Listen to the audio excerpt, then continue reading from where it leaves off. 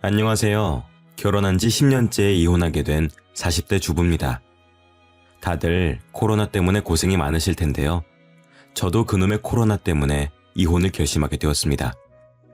하지만 이혼한 전 남편이 그리워져서 이렇게 사연글을 보내게 되었습니다. 이혼해놓고 무슨 말을 하나 싶으실 겁니다. 제가 남편을 불쌍하게 여기고 딱하게 여기는 이유를 말씀드리려면 저희 부부가 이제 막 아이를 가졌을 때부터 아셔야 됩니다. 신혼여행을 갔을 때 아이를 가지게 되었는데 남편이 다짜고짜 시어머니와 같이 살자는 거 있죠. 친정엄마랑 같이 사는 거 반대할 땐 언제고 막무가내로 어머님을 데리고 와서 어이가 없었습니다.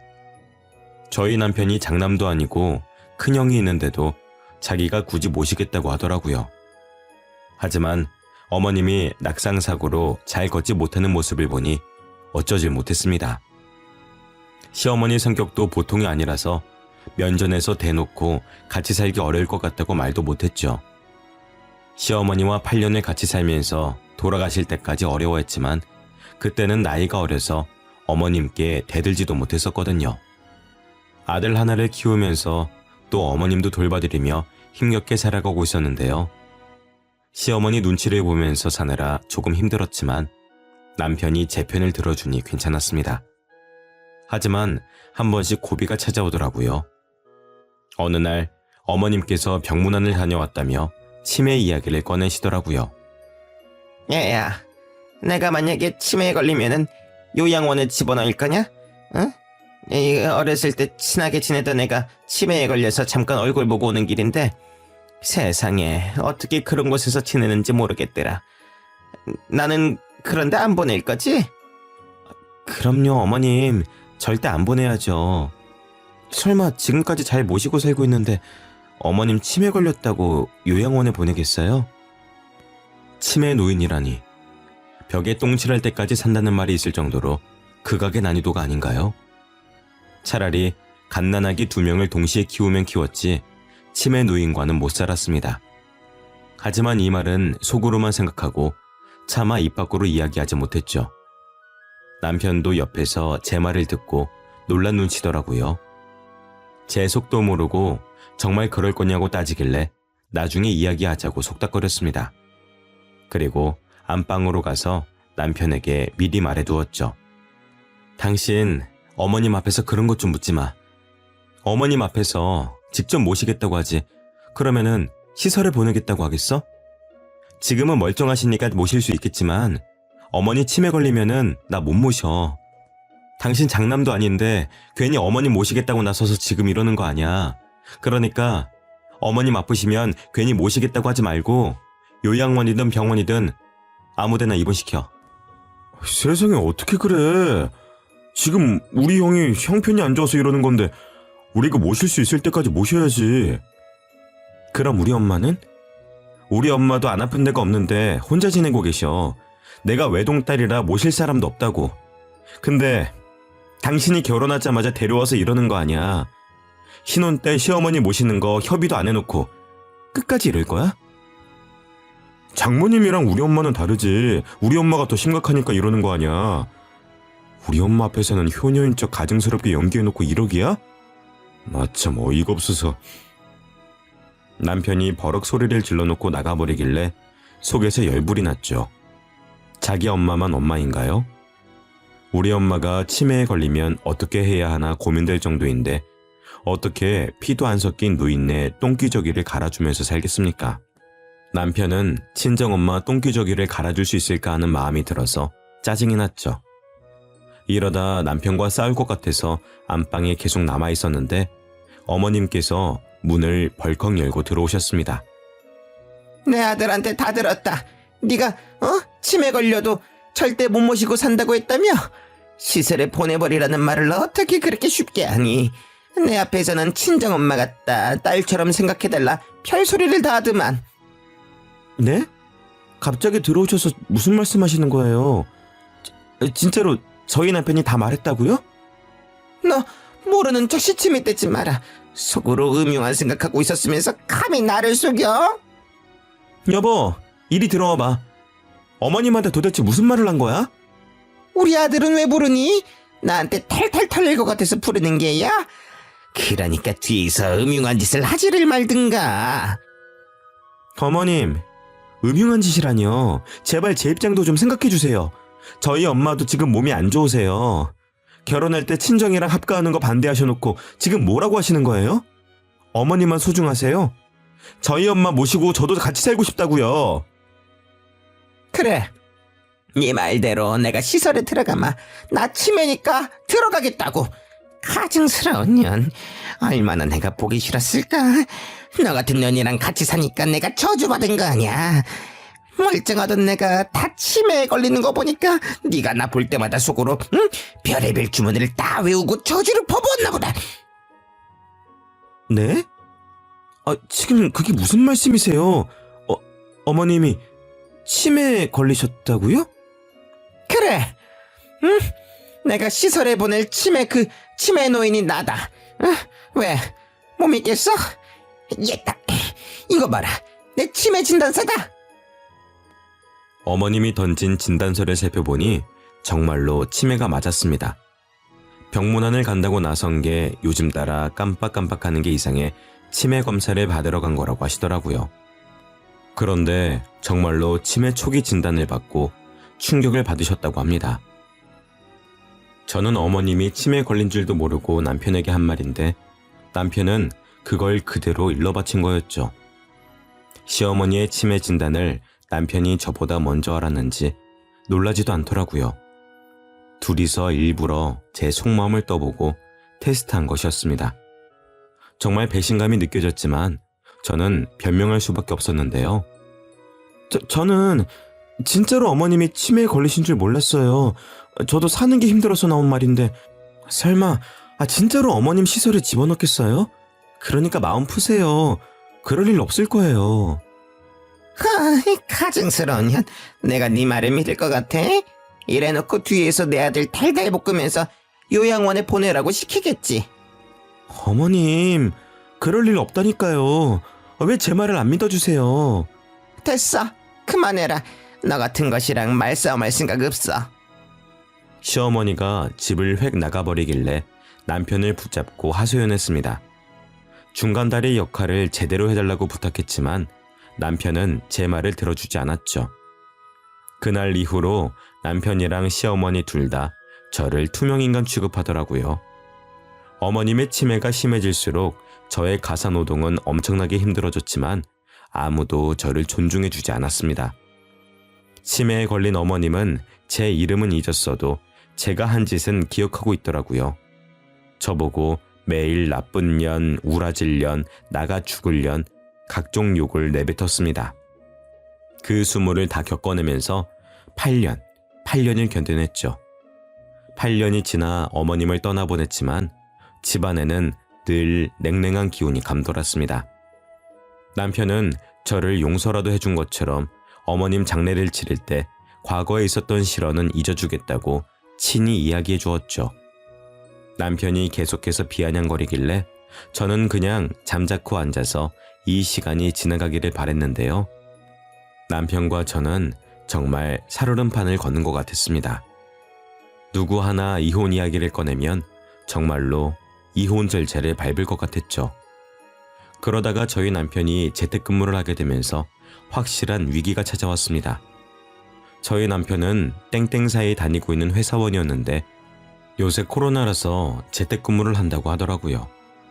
처음에는 한 달 정도만 재택근무를 하겠지 싶었는데 코로나가 점점 심해져서 3개월을 넘게 집에서 일하게 되었습니다. 그러면서 남편의 몸이 점점 거대해지고 있었죠. 적어도 10kg에서 15kg는 찐 것 같아서 남편을 힐난했죠. 안 그래도 남편이 미워 죽겠는데 겉모습도 나빠지니까 못 참겠더라고요. 당신 지금 꼴 좀 봐. 재택근무한다고 맨날 집에만 있으니까 돼지가 되어가고 있잖아. 이러다가 100kg 넘어가면 어쩌려고 그래? 당신이 무슨 상관이야. 그동안 남처럼 지내놓고 걱정해주는 척하지 마. 뭐? 남처럼? 어떤 남이 쌍욕하는데 참아주나? 당신 어머니가 나한테 쌍욕을 해도 참았어. 내가 시어머니 친딸처럼 챙겨주고 돌봐준 건 생각도 안 하는 거야? 치매에 걸리면 시설에 잡아놓는다고 말한 사람이 누구였어? 어? 진짜로 시설에 집어넣으면 나랑 이혼할까봐, 어? 그래서 억지로 돌봐드린 거잖아. 내가 억지로 했다고? 난 정성을 다해서 돌봐드렸어. 그럼 당신은 뭘 했는데? 어머님 돌아가시고 친정엄마랑 같이 살자고 했을 때도 당신은 안 된다고 했잖아. 나 그것도 이해하고 참아줬어. 근데 나한테 어떻게 이래? 그럼 그때 이혼하자고 하지 그랬어? 응? 그때는 사지 멀쩡하고 돈도 잘 벌어오니까 참은 거 아니야. 코로나 때문에 벌어오는 돈도 적어지고 뚱뚱해지니까 이혼하고 싶어졌어? 당신 말이 너무 심한 거 아니야? 내가 그런 사람으로 보여? 그리고 왜 이혼까지 들먹이는데?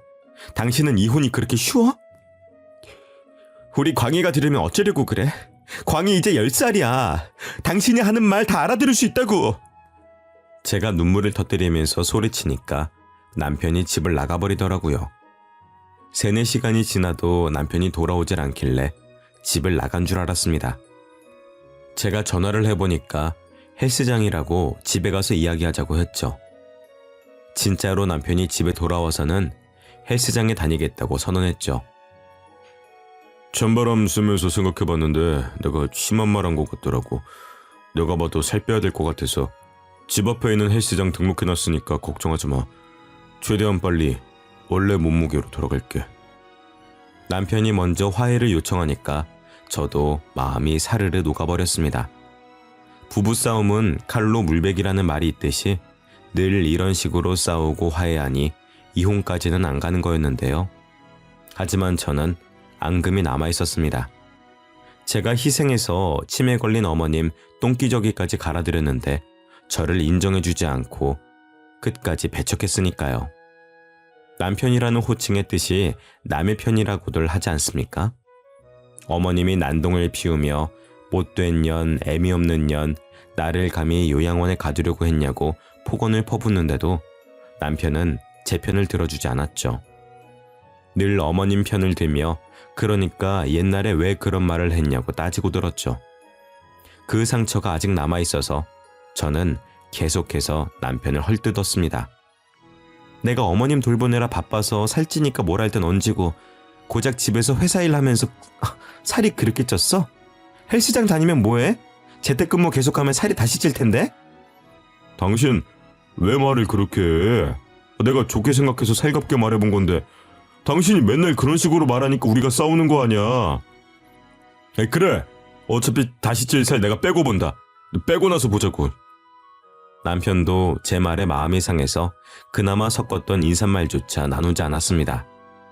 약속이나 무얼 사려고 잠시 나갈 때도 다녀오겠다, 다녀왔다는 말도 하지 않은 거죠. 그렇게 남편의 재택근무가 아예 끝나고 다시 회사로 복귀할 때까지 저희는 서로를 투명인간 취급했습니다. 물론 제가 먼저 남편에게 말을 걸 수도 있겠습니다만 여지껏 갖은 수모를 겪어가면서 남편과 시어머니께 무시당한 8년의 시간들 때문에 제가 먼저 말을 못 걸겠더라고요. 그 사이에 남편이 헬스장을 계속해서 다니고 있었는지 날이 갈수록 날씬해지고 있었습니다. 예전 몸무게는 물론 저와 연애했을 때처럼 근육이 생기고 있어서 가슴 설렜죠. 그래서 남편과 화해할 겸 분위기를 잡았습니다. 신혼 때처럼 오순도순 잘 지냈으면 좋겠어서 남편이 좋아하는 소고기를 구워놓고 와인도 한 잔 준비해 두었는데요. 모처럼 예쁜 원피스도 입고 퇴근하고 돌아오는 남편을 맞이했습니다. 그런데 남편이 저를 보자마자 시큰둥한 표정으로 방으로 들어가더라고요. 제가 따라 들어가니 남편이 신경질적인 목소리로 물었습니다. 당신이 웬일이야? 나 무시할 땐 언제고? 응? 기념일도 아닌데 소고기를 다 구웠어? 설마 소고기로 퉁치려고? 나보고 헬스장 다녀봤자 다시 찔 텐데 뭐하러 다니냐고 폭언 퍼부은 거 기억 안 나?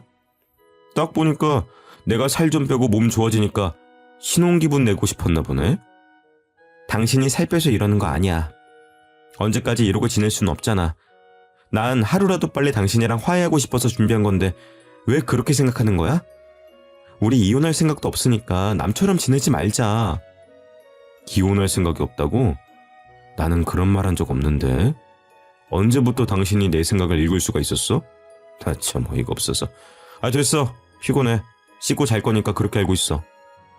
남편이 저를 밀쳐내고 화장실에 들어가 씻길래 설마 했습니다.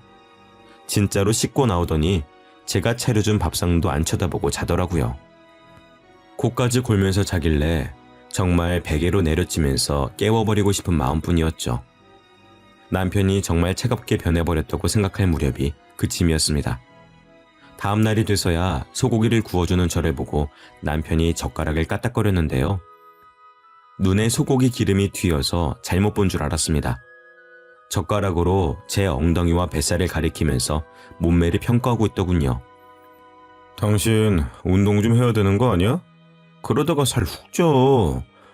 딱 보니까 나이 셀 친 거 같은데 나중에 어떻게 빼려고 그래?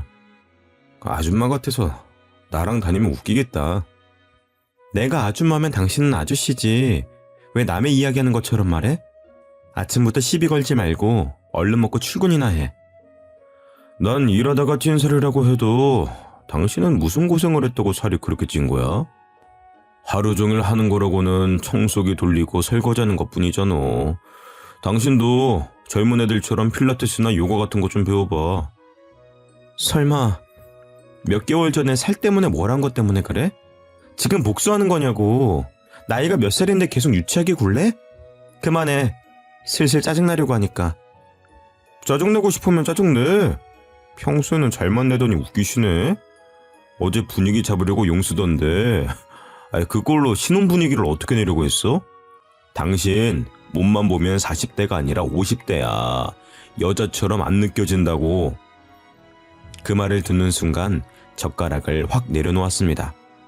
분노와 함께 눈물이 차올라서 남편 눈도 못 쳐다보고 집을 나와버렸죠. 집 근처 공원으로 나와서 동네 사람들이 보든 말든 펑펑 울었던 것 같습니다. 정신없이 울고 나니까 30분이 흘러있더라고요. 이쯤 되면 남편이 회사 가고 없을 것 같아서 집으로 올라갔습니다.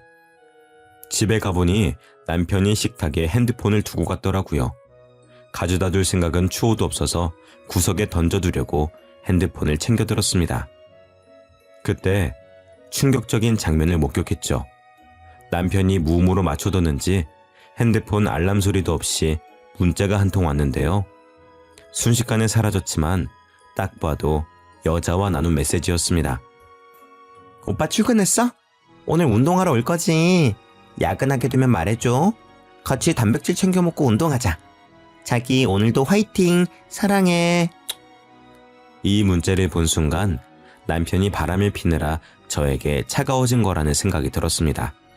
그래서 남편이 올 때까지 기다렸죠. 제 예상대로 남편이 오자마자 핸드폰을 찾더니 제 눈치를 보더라고요. 저는 모르는 척 집안일을 하다가 남편의 비밀번호 패턴을 알아냈습니다. 남편이 자는 사이 몰래 알아놓은 패턴으로 핸드폰 잠금 장치를 열어보았죠. 문자가 지워지지 않고 아직 남아있길래 제 핸드폰으로 찍어두었습니다. 제가 본 문자 말고도 헬스 트레이너와 수많은 문자를 나눴더라고요. 헬스장을 처음 다닐 때부터 연애하는 것처럼 알콩달콩 이야기를 나누었다는 사실을 알고 충격을 먹었습니다. 최근에는 본격적으로 저를 속이고 데이트를 하거나 당일치기 여행을 간 날도 있었는데요. 그 문자들을 본 순간 운동하러 가는 남편을 따라 나서야겠다는 결심이 들었죠. 그래서 바로 다음날 남편 회사 근처에 숨어있게 된 거였습니다. 남편이 퇴근하고 회사에서 나와 헬스장으로 가는 것 같길래 저도 따라갔죠. 남편이 당연히 헬스장으로 갈 줄 알았는데 웬 주택가로 들어서더라고요. 설마 그동안 헬스장이 아니라 불륜녀의 집으로 들어간 것이 아닐까 하는 예감이 들었습니다. 역시 제 예감이 맞더라고요. 남편이 익숙하게 오피스텔로 들어가 불륜녀 집 비밀번호를 누르더니 현관문을 열고 있었습니다. 당연히 그 안에서 불륜녀가 튀어나와 남편에게 안기었죠. 저는 그 모습을 보자마자 바로 달려가 불륜녀의 뺨을 내려쳤습니다. 남편이 화들짝 놀라 저를 보더니 대뜸 소리를 질러댔죠. 당신이 왜 여기 있어? 지금 설마 날 미행한 거야? 완전 미친년 팬네 아니야. 아무리 가족이라도 그렇지 이거 범죄인 거 알지? 스토킹에 폭행죄까지.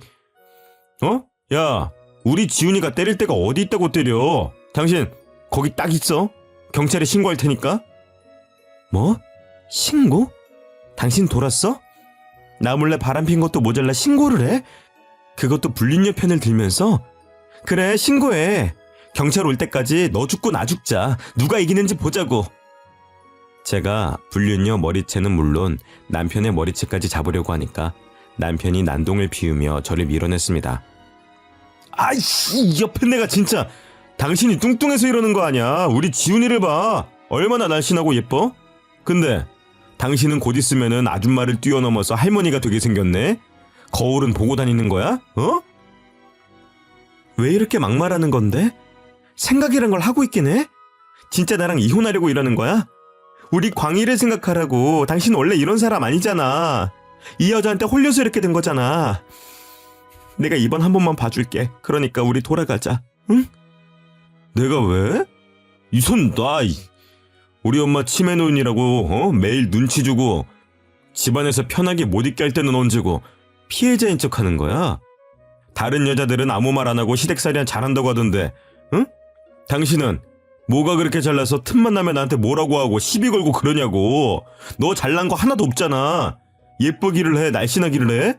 둘 다 부족하면 성격이라도 좋든가.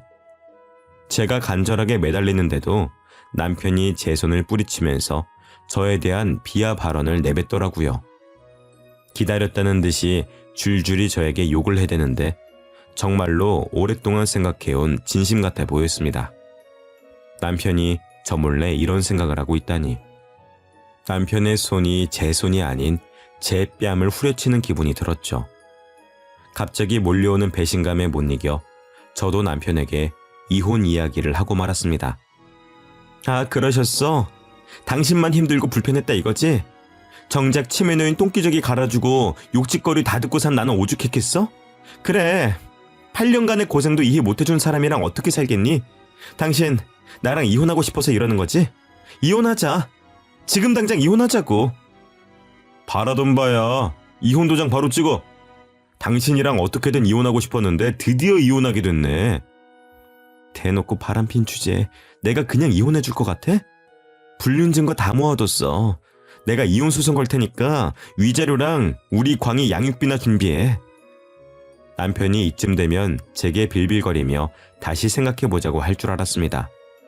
그런데 콧방귀를 뀌고 불륜녀와 함께 집 안으로 들어가 버리고 말더라고요. 차마 초인종을 누르며 당장 나오라고 이혼하자는 말 취소하라고 할 순 없었습니다. 그저 불륜녀가 사는 집 앞에 주저앉아 눈물만 흘리고 있었죠. 다 울고 나니 혹시나 남편이 돌아오진 않을까 기대했습니다. 제 집으로 들어가 남편을 기다려보았지만 남편은 돌아오지 않더라고요. 실제로 이혼 소송 절차를 밟았는데 한 달 만에 만난 남편은 위자료와 양육비는 얼마든지 줄 수 있다고 호언장담했습니다. 억울한 마음에 높은 금액을 불러 합의하려고 했지만 남편이 불륜녀 자랑을 하면서 진짜로 그 돈을 준다고 하더라고요. 그래서 제가 무슨 돈이 생겨서 이렇게 이혼하려고 하냐고 물었습니다. 무슨 돈이긴, 우리 지훈이가 그러는데 그 정도 돈은 돈도 아니라고 하더라. 껌값이래, 껌값. 지금이라도 당장 줄 수 있다던데? 당신이랑 급이 달라. 헬스 트레이너도 취미로 하고 있는 애라고. 집에서 탱자탱자 노는 당신이랑은 달라. 당신이 찾아온 그 오피스텔 건물도 우리 지훈이 거야. 가지고 있는 건물이 한두 채가 아니라니까. 그래, 너 잘났다. 양육비랑 위자료 못 준다고 하면 바로 고소할 거니까 그렇게 알고 있어. 당신이야말로 나중에 더 달라고 빌빌거리지 마. 추억에 굴지 말라고.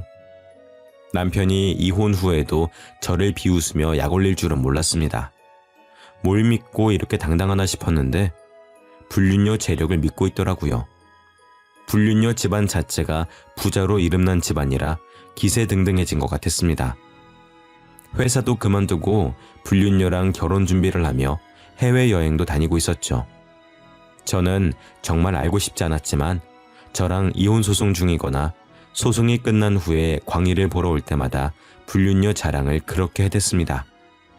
우리 지은이가 결혼식 올리기 전에 하와이로 여행 가재. 그러면서 신혼여행은 프랑스로 가자고 하는 거 있지. 돈이 너무 많으니까 가성비는 걱정할 필요도 없더라. 하고 싶은 대로 다 할 수 있어서 너무 좋아. 우리 지훈이랑 결혼하면은 청첩장 줄게. 너도 와가지고 호화 결혼식이 뭔지 좀 구경해. 축의금은 안 줘도 돼.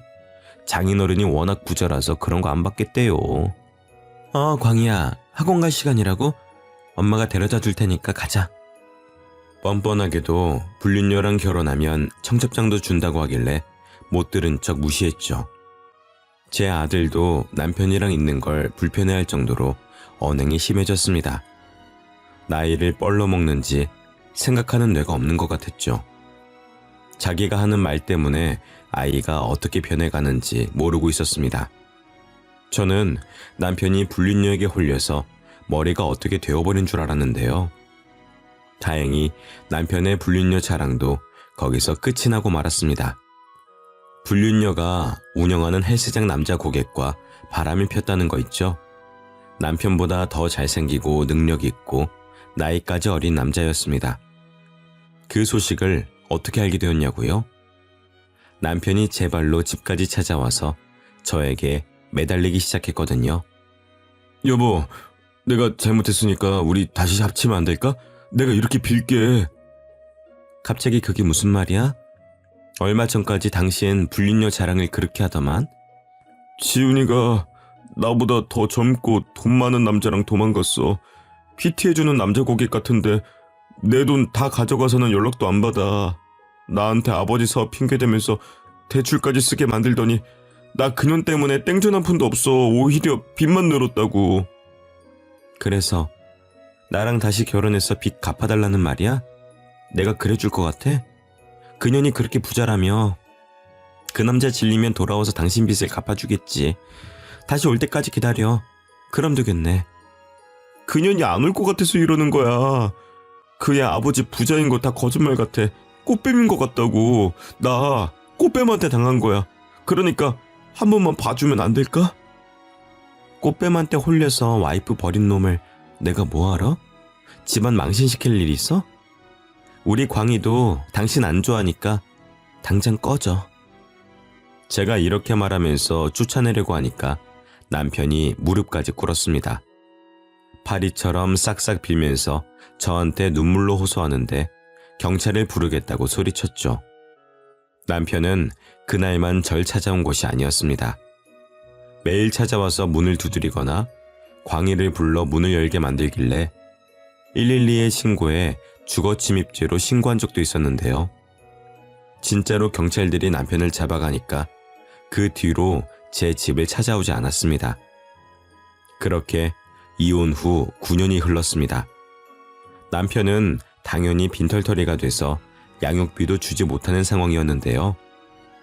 불륜녀한테 당한 배신감이 컸는지 결국 남편 지인들도 저에게 SOS 요청을 했습니다.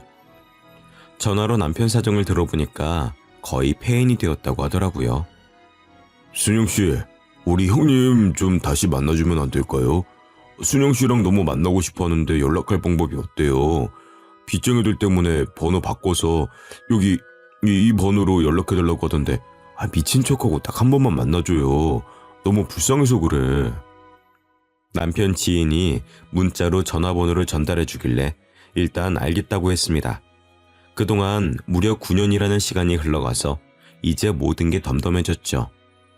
남편만큼은 아니지만 과거에 제가 잘못한 것들도 생각나서 조금은 후회가 됐습니다.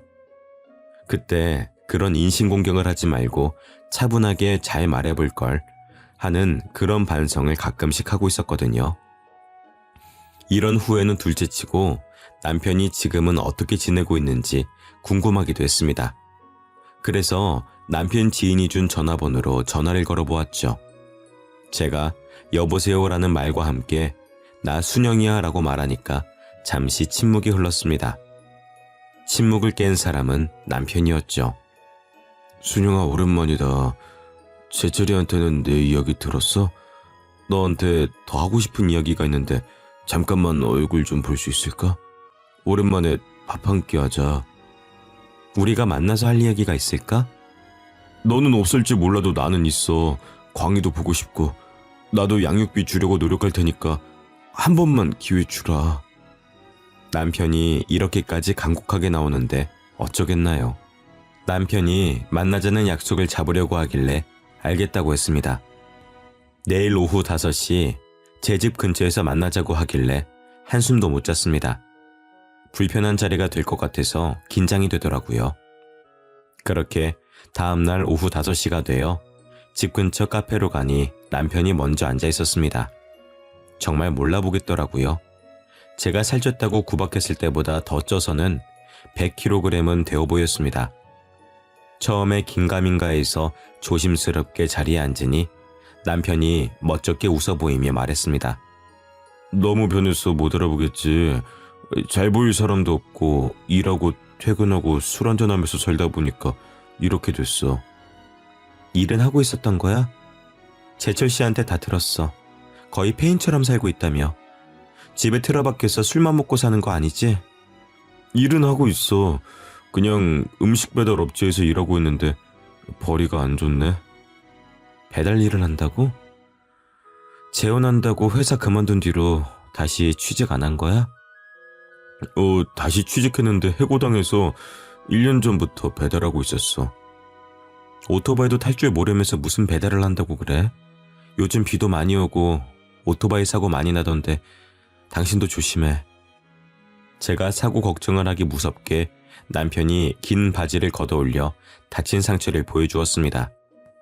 딱 봐도 아스팔트 바닥을 그대로 긁은 듯 험악한 상처가 무릎에 나 있더라고요. 병원에 갈 만큼 심각한 상처인데 응급처치를 안 하고 참고 산 것 같았습니다. 제가 그 상처를 보고 놀라니까 남편이 아무렇지 않은 척 어깨를 으쓱거렸죠. 안 그래도 오토바이 타다가 넘어져서 이렇게 상처 나는데 뭘. 며칠 지나면 괜찮아질 거야. 이러지 말고 나랑 같이 병원 가자. 엄청 아플 것 같은데 어떻게 이러고 살았어? 아니야, 우리 광희 양육비 줄 돈도 없는데 무슨 병원이야. 침 바르면 다 나아. 내가 병원비 내줄게. 그러니까 가자. 응?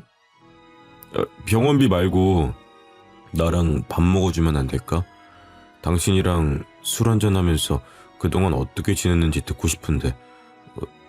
광희는 잘 지내?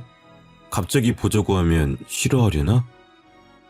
광희한테 한번 물어볼게. 광희 요즘 사춘기라서 예민하거든. 당신 만난다는 말 할진 모르겠다. 그렇구나. 역시 나 만나기 싫어하겠지? 나 같아도 안 만날 것 같긴 하다. 남편의 이런 모습을 보니 측은한 마음이 들더라고요. 저는 남편과 이혼하고 필라테스를 배워서 제 집 근처에 필라테스 센터도 세우게 되었습니다. 이제 자리 잡아서 돈도 여유 있게 벌고 20대 때보다 더 멋져졌다는 소리도 듣는걸요. 그만큼 몸매도 탄력이 있어졌는데 남편은 저랑 반대가 되어가는 것 같았습니다. 제 아들 광희조차 전교 1등을 연이어 기록하며 담임 선생님들조차 서울대를 목표로 하자는 이야기가 나오고 있는데 남편은 날이 갈수록 불쌍하게 사는 것 같아서 눈물이 날 뻔했죠. 행여나 눈물을 흘릴까 억지로 웃어 보이며 남편을 얼른 일으켜 세웠습니다. 그래, 당신 말대로 밥부터 먹자. 우리 소고기에 술 한잔 하자. 내가 쏠게. 소고기는 무슨 소고기야. 삼겹살 먹자. 당신 소고기 좋아하잖아. 입맛 바뀌었어. 오랫동안 소고기 안 먹으니까 냄새나고 뻣뻣하게 싫더라. 돼지고기는 많이 먹을 수 있으니까 그거 먹으러 가자고. 소고기 많이 시켜. 그 정도는 사줄 수 있어. 제가 호의적으로 나오니까 남편 얼굴이 눈에 띄게 밝아지더라고요. 아무리 미워도 우리 광희 아버지니까 먹고 싶은 만큼 다 사주려고 했습니다. 그날 허심탄회하게 이야기하며 실컷 먹고 마시다가 늦은 시간에 헤어졌죠. 정말 그날이 마지막인 줄도 모르고 나눈 식사와 대화였던 것이죠. 그러다 몇 달 뒤에 모르는 번호로 전화가 걸려온 것이었습니다. 전화를 받아보니 제가 사는 곳에서 한참 떨어진 땡땡 병원이라고 하더라고요. 석준 씨 아내 되십니까? 여기 땡땡병원입니다. 석준 씨가 갑자기 사고를 당하셔서 연락드립니다. 네? 저 이혼해서 호적상 아내는 아닌데 무슨 사고 때문에 그러시나요? 이석준 씨가 오토바이 사고로 현재 응급실에 있습니다. 전화번호부에 아내라고 저장되어 있어서 이쪽으로 연락드렸습니다. 배달 일 하시다가 빗길에 큰 사고가 나서 바로 수술 들어가야 되는데요. 보호자분 서명이 필요합니다. 알고 보니 남편이 저를 사랑하는 아내라고 저장해 두었던 것이었습니다. 그래서 응급실 간호사가 남편 휴대폰을 뒤져보다가 사랑하는 아내에게 제일 먼저 전화를 걸었던 거죠. 나랑 다시 이어지고 싶은 마음에 몰래 아내라고 저장해 놓은 걸까 싶어서 마음이 먹먹해지고 말았습니다. 그 말을 듣는 순간 남편에 대한 미움보다는 안타까움이 더해졌으니까요. 제 폰에 저장되어 있던 시댁 식구들에게 연락하면서 얼른 병원에 달려가 보았는데요. 땡땡병원 응급실에 도착하자마자 멀리서 CPR을 하고 있는 의사가 보였습니다. 가까이 가보니 오토바이 헬멧이 보였고 간호사들이 움직이면서 가려져 있던 전 남편의 얼굴이 보였죠. 전 남편의 얼굴을 확인한 지 몇 분이 채 지나지 않아 심정지 소리가 들렸습니다. 삐 하는 소리와 함께 남편이 세상을 떠났고 이혼한 사이였지만 왠지 모르게 눈에서 눈물이 주르륵 흘러내렸죠.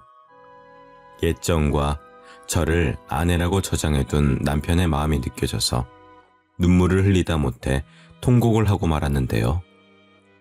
시댁 식구들이 그제야 도착해서는 저를 꼭 안아주더라고요. 정신을 차리고 안아준 이의 얼굴을 보니 남편의 여동생이 절 끌어안고 있었습니다. 허니 울지 마. 나 누군지 알아보겠어? 나 석준이 오빠 여동생 석희잖아. 진짜 오랜만이다. 오빠 죽고 나서야 이렇게 보게 되네. 내가 정말 미안해. 오빠가 여자한테 홀려서 큰 죄를 졌어. 석희야, 나 어쩌면 좋아. 바람 펴서 다른 여자랑 도망간 놈 뭐가 좋다고 이렇게 눈물이 나오는지 모르겠어. 안 죽었으면 좋았을 텐데 끝까지 나쁜 놈으로 남지. 뭐가 급하다고. 제가 오열하면서 땅을 치니까 신우이가 같이 눈물을 흘려주었습니다.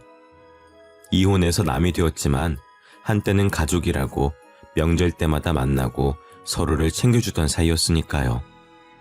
이렇게 헤어져서는 안 될 것 같더라고요.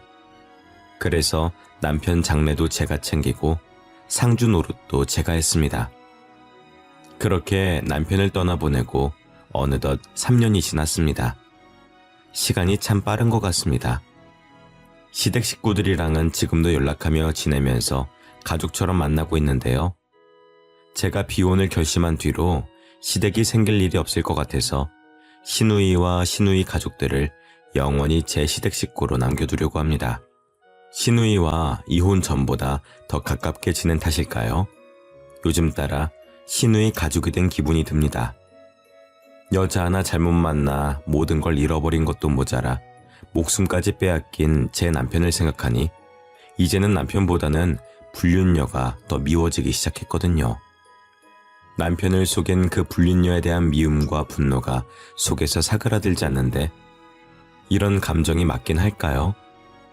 지인들한테 제 속사정을 이야기하니 불쌍하게 생각할 수는 있지만 분노라고까지는 이해하지 못하겠다고 합니다. 여러분들 생각은 어떠신가요? 궁금한 마음에 이렇게 사연글을 적어 보내봅니다.